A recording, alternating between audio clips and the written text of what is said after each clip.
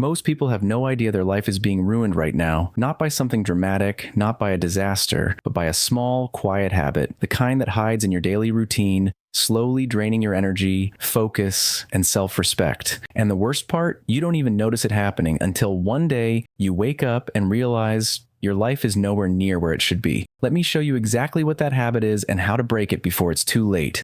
Step 1, identify the silent killer habit. It's not Netflix, it's not social media, it's not even junk food. It's mindless autopilot, that unconscious pattern where your day runs you instead of you running your day. You wake up, grab your phone, scroll, react to notifications, check what other people are doing, and suddenly you're already behind before the day even starts. This quiet habit steals your potential because it programs your brain to react instead of create. It keeps you in a loop where days blend together and you can't even remember the last time you felt truly alive.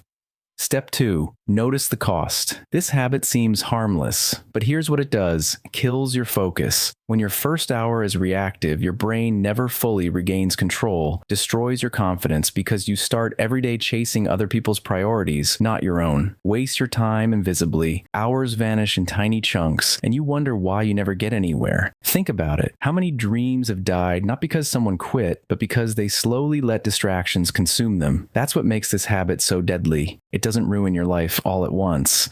It does it quietly. Step 3, break the loop with one simple shift. Here's the antidote. Take control of your first move. The moment you wake up, do something intentional before the world tries to steal your attention. Drink water. Meditate. Write your top 3 priorities. Go for a short walk. Do a 10-minute workout. It doesn't matter which one. What matters is that it's your choice, because the first decision of your day sets the tone for the next 12 hours.